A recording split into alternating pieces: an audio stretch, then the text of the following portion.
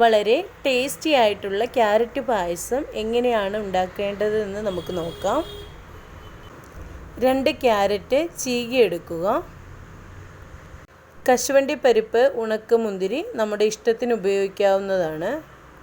പഞ്ചസാര 4 table spoon. ക്യാരറ്റിന് ചെറിയ രീതിയിൽ മധുരമുള്ളതുകൊണ്ട് പഞ്ചസാര ഒരുപാട് യൂസ് ചെയ്യേണ്ട.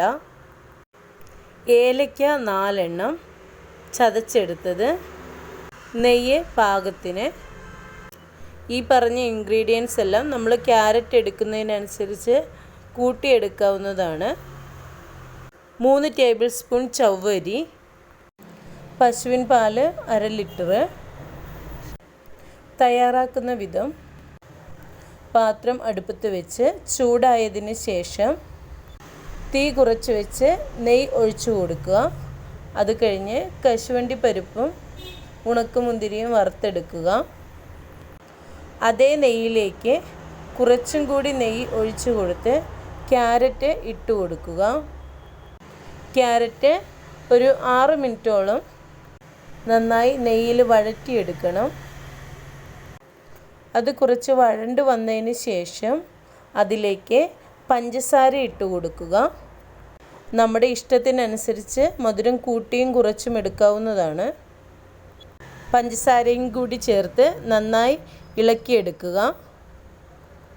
ആവശ്യമെങ്കിൽ കുറച്ചുകൂടി നെയ്യ് ഒഴിച്ചു കൊടുക്കുക.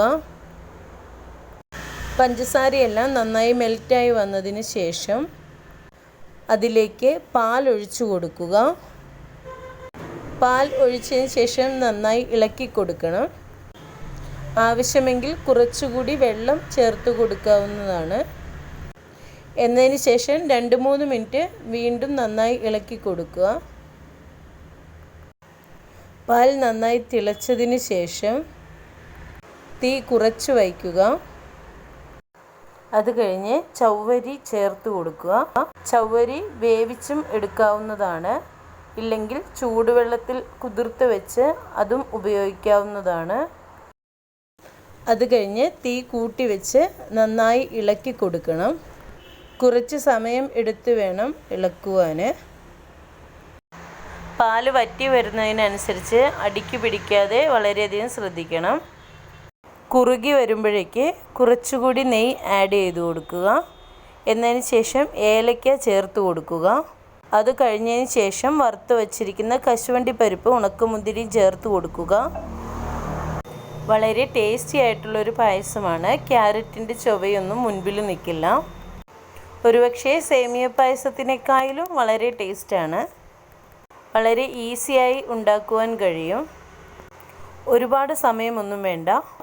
ഡിഫറൻ്റ് ആയിട്ടുള്ളൊരു ടേസ്റ്റാണ്. എല്ലാവരും ഇതൊന്ന് ഉണ്ടാക്കി നോക്കുക. ഈ വീഡിയോ ഇഷ്ടപ്പെടുകയാണെങ്കിൽ എല്ലാവരും എന്നെ ഒന്ന് സപ്പോർട്ട് ചെയ്യുക.